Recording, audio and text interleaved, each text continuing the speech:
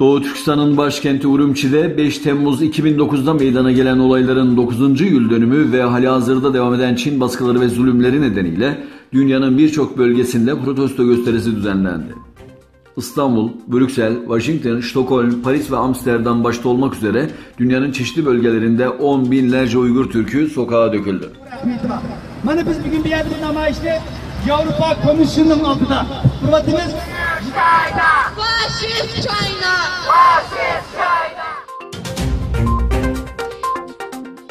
Kazakistan yabancı yatırımcıların ilgi odağı olmaya devam ediyor. Başkent Astana'da düzenlenen küresel yatırım yuvarlak masa forumu 40 ülkeden 600'ü aşkın yatırımcıyı bir araya getirdi. Forumun açılışına Kazakistan Başbakanı Bakıtcan Sagıntayev ve bakanlar da katıldı. Kırgızistan eski Dışişleri Bakanı Jeksanklov, Çin'den aldıkları borçlara karşılık topraklarını satmayacaklarını söyledi.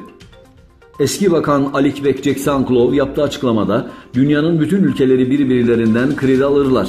Bu bir ekonomik politikadır. Biz dış borcumuzun %50'sini Çin'den aldık, doğrudur. Ancak bu borçları geriye ödeyemezsek Çinlilerin topraklarımızı alacağını düşünenler yanılıyor.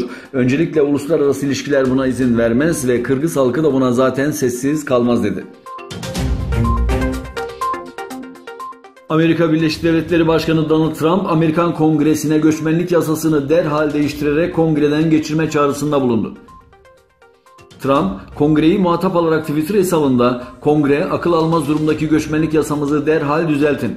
Göçmenler kanunundaki düzeltmeler zekice, hızlı ve mantıklı yapılmalı ve bir an önce kongreden geçirilmeli" ifadelerine de yer verdi.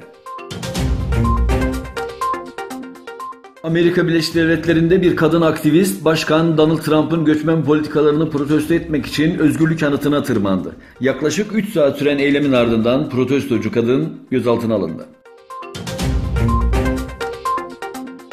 Birleşmiş Milletler, Suriye'nin güneybatısından Beşar Esed rejimi ve destekçilerinin saldırılarından kaçarak Ürdün sınırına göç edenlerin sayısının 320 bini geçtiğini belirterek Ürdün'e sınırlarını açma çağrısında bulundu. Ürdün ise Birleşmiş Milletler'in sınır kapılarını açma talebine olumsuz yanıt verdi.